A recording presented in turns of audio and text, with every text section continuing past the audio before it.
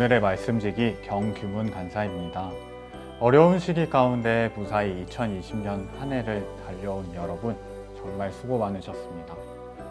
이제 새해를 앞두고 어떤 것을 계획하고 계신가요? 아마 저마다의 계획을 세우셨을 텐데 오늘은 유대인들은 어떻게 신년을 준비했을지 말씀을 통해 살펴보겠습니다.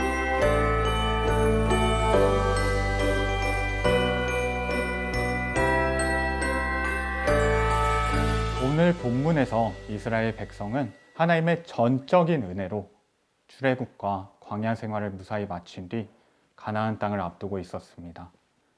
그 사이 많은 것이 변화되었습니다.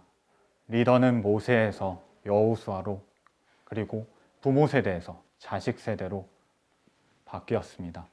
이 시점에서 분위기는 매우 진지했을 것으로 보입니다. 아마 하나님 입장에서는 더욱 중요한 순간이었습니다.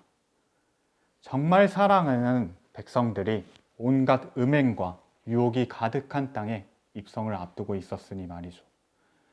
이런 상황 속에 하나님은 그들에게 절기에 대해 말씀하십니다. 그 중에서 초막절에 진행되는 나팔절과 속죄일이 오늘 본문의 내용입니다. 한번 우리가 이스라엘 백성이라고 상상해 보면 좋겠습니다. 코앞에 선진화된 문물과 체계적인 군사제도를 갖춘 적군들이 즐비합니다. 이스라엘 백성들은 과연 어떤 말씀을 하나님께 듣고 싶었을까요? 적군을 이기는 방법? 좀 더 체계화된 제도? 하다못해 어떻게 기도해야 전쟁에서 이길 수 있는지 듣길 원했을 것입니다. 그런 그들에게 하나님은 말씀하십니다. 하나님 자신에게 제사하는 방법, 즉 예배하는 방법에 대해 가르쳐 주십니다. 왜 하나님은 이스라엘 사람들의 기대와는 전혀 다른 말씀을 하셨을까요? 바로 이스라엘 백성들을 너무도 잘 알고 계셨기 때문입니다. 신명기 31장에서 볼 수 있듯 하나님은 이스라엘 백성들이 가나안 땅의 신들과 음행할 것을 이미 알고 계셨습니다. 하나님은 그들에게 신은 이방 신들이 아니라 오로지 자기 자신, 참 하나님밖에 없다는 것을 간절히 가르쳐주고 싶으셨을 것입니다. 또한 하나님은 죄의 문제와 해결 방법은 오직 하나님께 있다는 사실을 알려주고 싶으셨습니다. 대부분의 제사에서 송아지, 양, 염소 등의 가축이 우리가 상상하기 어려울 만큼 잔인하게 도축되어 희생됩니다. 이스라엘 백성들은 그런 제물의 희생을 보며 죄의 심각성을 시각적으로 느끼며 죄를 짓지 않기 위해 다짐하였을 것입니다. 역설적으로 죄를 짓지 않으려고 노력할수록 자신이 얼마나 끔찍한 죄인인지도 깨닫기도 하였을 것입니다.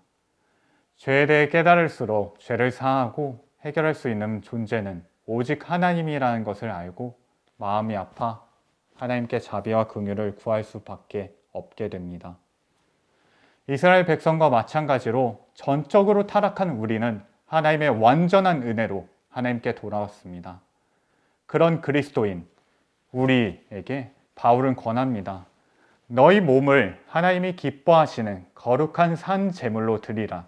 이는 너희가 드릴 영적 예배니라. 우리 삶, 마음의 일부분이 아니라 전부를 하나님께 드리라고 말이죠. 이는 단순히 종교 생활을 넘어 일상 속에서도 하나님을 예배하듯 살아가라는 의미입니다.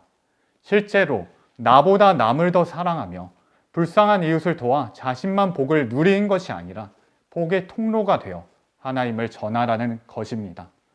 우리에겐 하나님의 사랑과 이웃사랑을 삶 속에서 진지하게 실천해 나가려는 태도가 절실히 필요합니다.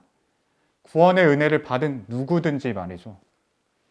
한 해를 뒤돌아보며 동시에 새해를 앞두며 하나님께 대한 우리의 마음을 다시 한번 재정돈하는 시간을 누리는 여러분 되시길 바랍니다.